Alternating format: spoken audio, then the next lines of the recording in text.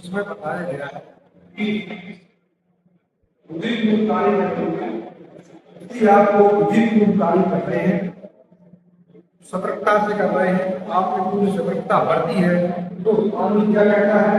दुर्घटना या दुर्भाग्य से किसी आपराधिक आशा या ज्ञान के बिना विधिपूर्ण रीति से विधिपूर्ण साधनों द्वारा सतर्कता और सावधानी के साथ विधिपूर्ण कार्य करने में हो जाती है कोई दुर्घटना या कोई मर जाता है तो वह कोई अपराध नहीं बनेगा।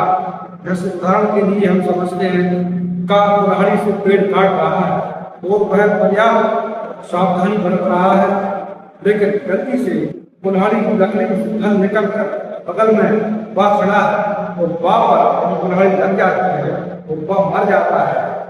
का यदि साबित कर दे कि वह विधिपूर्ण तरीके से बिना किसी आपराधिक आशा या ज्ञान के बिना विधिपूर्ण से विधिपूर्ण कार्य द्वारा उचित सतर्कता बरतते हुए कार्य कर रहा था तो उसको कोई अपराध नहीं किया तो उसे माफी मिल जाएगी। धन्यवाद। कोई बात नहीं है, किसी कार्य द्वारा यह जानते हुए की गई अब हानि यदि न रोकी जाए तो बड़ी हानि हो सकती है।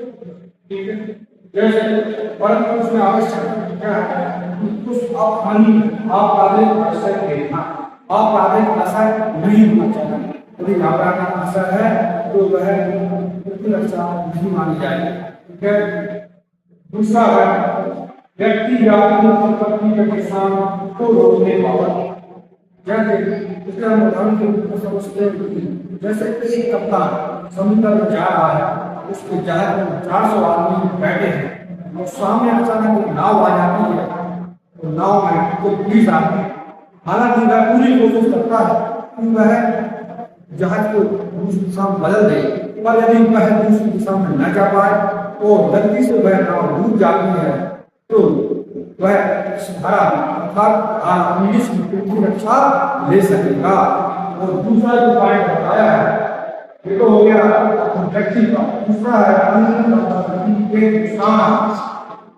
जैसे किसी मोहल्ले में आग लग गई है और प्रारंभ में 2 मकान के कारण वहां आग बुझाने वाला यंत्र नहीं पहुंच पा रहा है, तो यदि प्रारंभ में 2 मकान बुलडोजर से गिरा अन्य 10-20 मकानों को बचाया जाए तो वह व्यक्ति इस धारा का लाभ ले सकता है और उसकी पूरी रक्षा होगी, कानून द्वारा उसे माफी मिलेगी। लेकिन इसमें 2 महत्वपूर्ण शर्तें जो बताई हैं वो है कि आप कोई बात अपराध नहीं होगी। क्या अपराध नहीं कि किसी कार्य द्वारा यह जानकारी गई है कि यदि यह हानि नहीं देखी गई तो उससे बड़ी हानि हो जाएगी। परंतु महत्वपूर्ण तत्व इसमें यह है कि आपराधिक असर के आशा नहीं होना चाहिए, अन्य संपत्ति को नुकसान से बचाने तो आपको धारा 19 की रक्षा का अधिकार मिलेगा। धन्यवाद। यदि आपको यह वीडियो पसंद आया हो तो मेरे चैनल को लाइक करें, सब्सक्राइब करें। धन्यवाद।